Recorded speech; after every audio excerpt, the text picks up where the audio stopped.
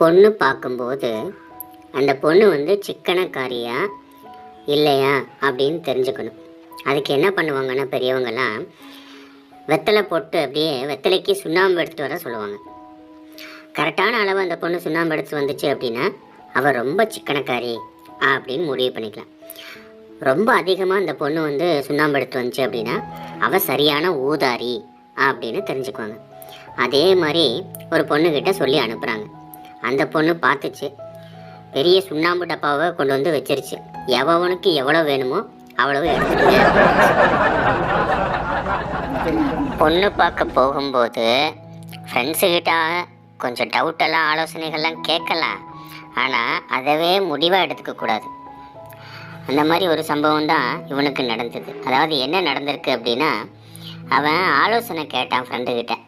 அடே எனக்கு வந்து ஒரு ஆண்டி ஒன்று அலையன்ஸாக வந்துருக்குது, ஆனால் பணக்கார ஆண்டி, ரொம்ப ஏழை பொண்ணு வந்து அலையன்ஸில் வந்திருக்கு, என்ன பண்ணலான்னு தெரிலடான்னா. இவன் உடனே சொன்னான், டேய் ஏழை பொண்ணுக்கு வாழ்க்கை கொடு, சரியா, நல்லபடியாக பார்த்துக்கோ, நல்லா வச்சு காப்பாற்று, அவள் தான் உனக்கு கரெக்டானவ, அதனால் அந்த அலையன்ஸ் வந்துட்டு நீங்கள் எடுத்துக்கங்க அப்படின்னா. இவனும் சொன்னான், ரொம்ப தேங்க்ஸ்டா நண்பா, நான் டவுட்டில் இருந்தேன், ஆனால் நீ எனக்கு வந்து நல்லா ஹெல்ப் பண்ண அப்படின்ட்டு. அவன் ஓகே ஓகே அதெல்லாம் இருக்கட்டும், அந்த ஆண்டியோட நம்பர் மட்டும் எனக்கு கொடுக்குறியா அப்படின்னு. பழைய நண்பனை ஒருத்தன் எதாச்சியாக சந்திக்கிறான்.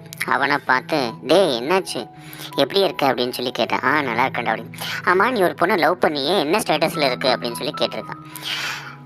மேரேஜ் ஆயிடுச்சுடா அப்படின்னு. ஓ மேரேஜ் ஆயிடுச்சா அப்படின்னு. ஏண்டா என்னதான் இருந்தாலும் ஃப்ரெண்டுக்கு ஒரு இன்விடேஷன் கூட கொடுக்கல பார்த்து. டேய் அந்த பொண்ணு எனக்கே இன்விடேஷன் கொடுக்கல, அப்புறம் எப்படி உனக்கு கொடுக்கும்.